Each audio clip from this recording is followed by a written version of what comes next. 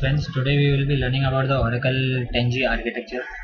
First of all, the Oracle 10G architecture has got two parts, the logical structure and the physical structure. The logical structure is created on the RAM, whereas the physical structure is stored on the hard disk, that is on the storage devices. The logical structure is also called as the instance, and it comprises of the PGA, the SGA, and the background processes, that is SMON, check pointer, database writer, PMON, log writer, and archiver. Okay, and the physical structure consists of the database files as well as the non-database files. Now the database files are the control file, the data files, and the redo log files.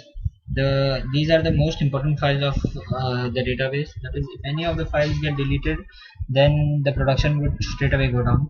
Whereas there are also a set of non-database files such as password file, parameter file, network file, trace file, archive log files, backup files, etc.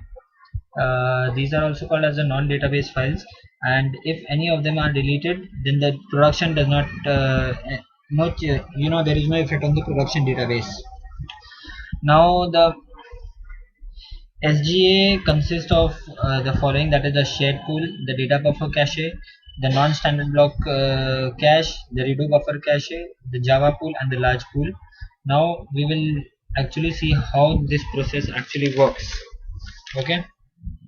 First of all, whenever a software is started like ISQL Plus,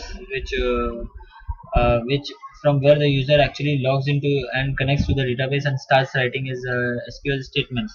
Whenever such a software is started on the client side, the user process is created. Okay. Once the user process has been created, the user puts the username, the password, and the name of the database to which he wants to connect.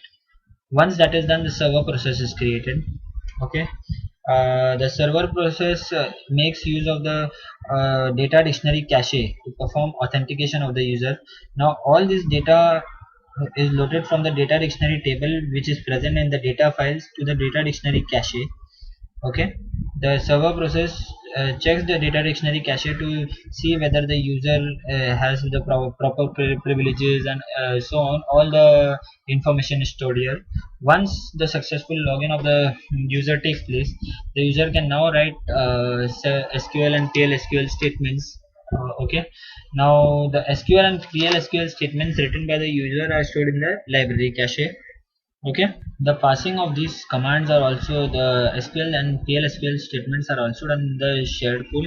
Parsing consists of 4 steps, that is the syntax check, semantic check, hash value generation, and execution plan. In the syntax check, the actual syntax written by the user is checked whether it is properly written. In the semantic check, we check whether the user has the proper privileges to access that particular table or not.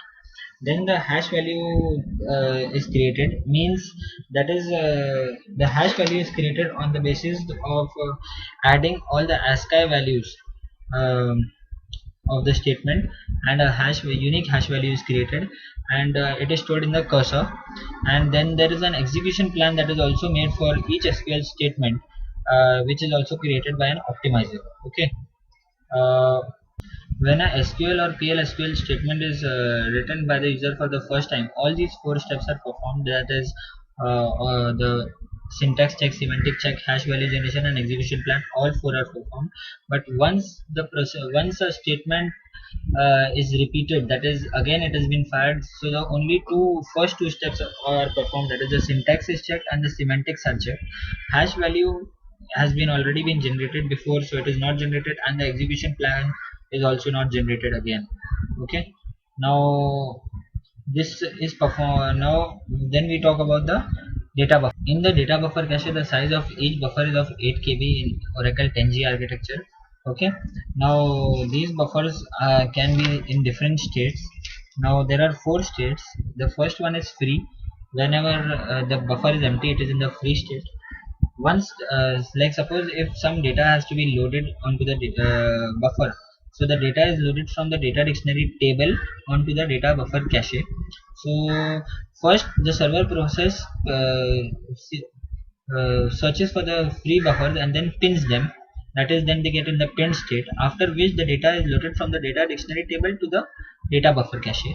Once the data has been loaded, these buffers come into the use state. Now we will also have a look how about the dirty buffers. Now for example, if a DML statement like a update is fired, then two adjacent free buffers are selected and pinned, and then both the buffers the same data is copied in both the buffers. Okay, after which one of the buffer is updated and the other buffer has the old data, and the updated buffer points and a pointer from it to the old data. Therefore the updated buffer becomes the dirty buffer, and the previous buffer, that is containing the buffer containing the old data, becomes the uh, used buffer. Okay, now we will also talk about the non-standard block cache. This is basically used only when we perform database migration from a previous version to a later version, or vice versa.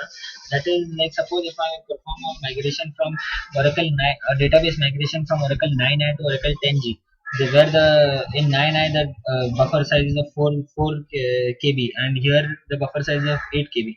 So those buffers of 4 KB are stored in the non-standard block size, non-standard block cache, whereas the normal 8 KB buffers can be stored over. After this comes the redo log buffer. Now the redo log buffer contains four important things.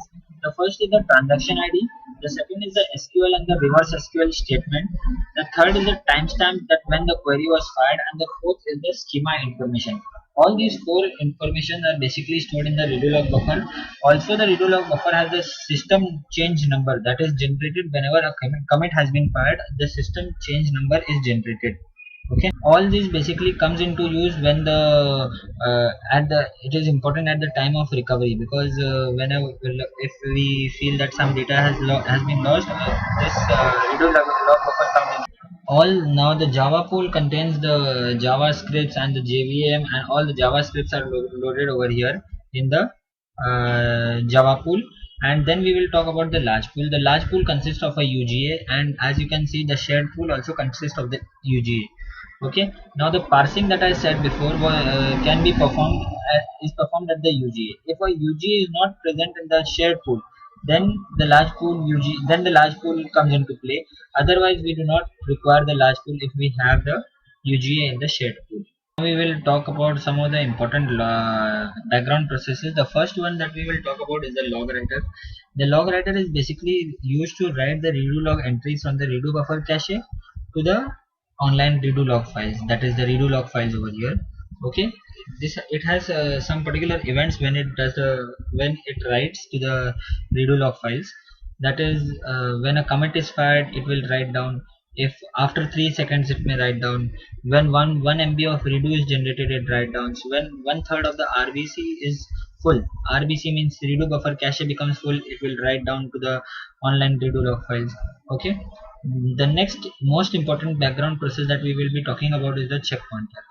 The check pointer, basically, what it does is basically it updates the latest SCN number, that is the system change number, in the headers of the control file, the data files, and the online redo log files.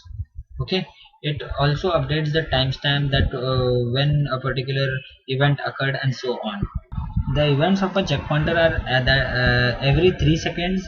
When a log switch place, that is, if a redo log file is full, then a log switch is performed, then a checkpoint can occur. And when the database is shut down, that is the final checkpoint occurs when the one more event is that the database shut down. When the database is shut down, then the final checkpoint takes place.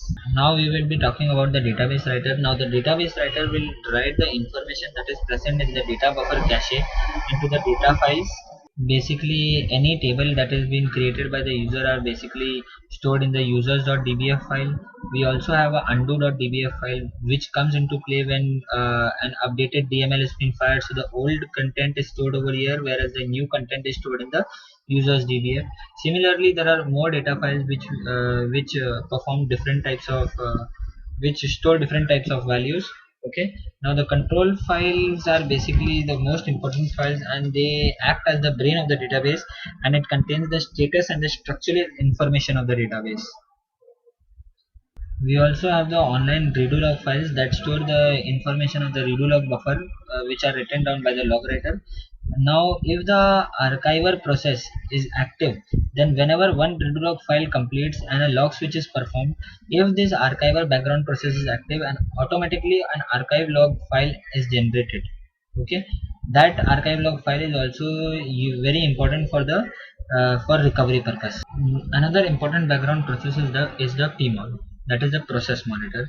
Now the PMON is a background process that keeps an eye on the user as well as the server process. If a user abruptly logs out or terminates his session, then there is a lot of memory that is stored in the PGA, as well as there are he may have applied some logs. The PMON releases the memory of the PGA as well as releases the logs that have been applied by the user who has abruptly terminated the session. Okay, so this is the basic process of PMON. Another important process is SMON. Now the SMON is also known as system monitor, and it is used most importantly used for instance recovery. Now what happens is, as we all know, that the check pointer updates the headers of the control file and the data files with the latest SCN number. Okay, if the SCN number in the header of the control file and the data file as well as in the redo log file is the same, that means the data is consistent. Now, suppose that the database suddenly crashes and the header of the control file, the data file, and the redo log file do not match. Then the database would become inconsistent, and in this situation, the SMON, the background process SMON is initiated. Okay. Now, whenever the database will restart, all the memories, that is the cache memory and everything, will be empty. The first thing that the SMON would do is it will read the redo log files, and it will check the SCN number last generated in the redo log files. Okay, and then it will see what is the SCN number in the header of the control file and the data files. Okay, now those all those files that have been not been updated in the till the SCN number of control file and data file will be executed internally by SMON. Okay, and in this process, both the all the cache files, that is the data buffer cache and the online redo log files, everything will be generated, and whatever transactions have not been committed, a log would be applied on them, and so on. In this process, in between, PMON will be activated, and this process is known as roll forward. Now in between, PMON will be activated, and it will see that see that by the user has not the user who on which the logs have been applied, that user has not logged in. So what it will do, it will go and release the logs and roll back the data, and roll back the data to the previous last SCN number last year. So what will happen? PMON will perform a rollback. That is, in case of instance recovery, first SMON comes and it roll forwards the data. Then PMON is activated. It checks that the user has not logged in, but still the logs have been applied, and so on. It will release the memory. It will release the logs and roll back the data and make the database consistent. Now, once the database is consistent, it can be used easily, and this is a small basic principle of the working of the Oracle architecture, in which the SGA and the PGA and the background processes consist of the instance, whereas the database files, that is the control file, the data file, and the redo log file, and the non-database files make up the physical structure, that is they are stored on the hard disk, as well as the SGA, PGA, and the background processes are stored on are uh, created by on the RAM and stored on the RAM, and make up the instance. Now this is the small explanation that I could give you all on Oracle 10G architecture. I hope this explanation helps you. Thank you so much.